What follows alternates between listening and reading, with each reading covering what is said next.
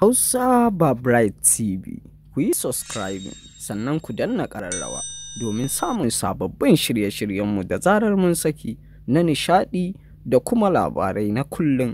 Ku kasance da Hausa ba Bright TV.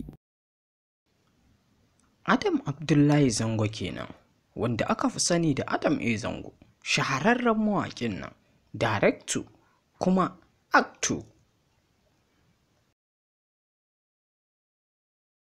Yayin da suka shirya yin waƙarsu da babban shahararren mawaƙin Hausan nan wato Hamisu a 2022 wato shekara ta 2022 za su saki wannan sabuwar waƙa tasu.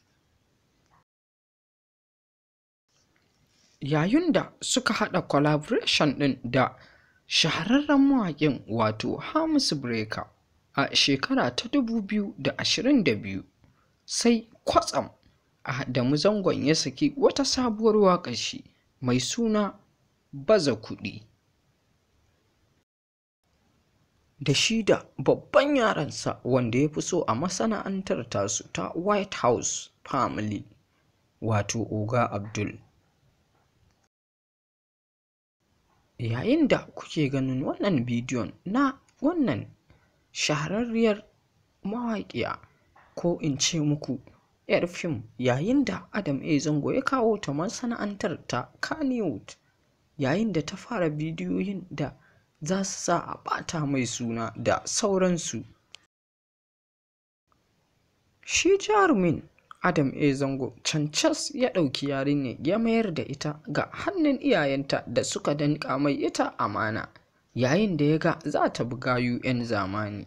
Sai dai kash abin ya riga ya faɗa, yayin da yarinyar ta fara jin daɗin street, su kuma iyayenta ba su dakatar da ita ba, yayin da ta ci gaba da ɗora bidiyoyi kamar wannan da kuke gani.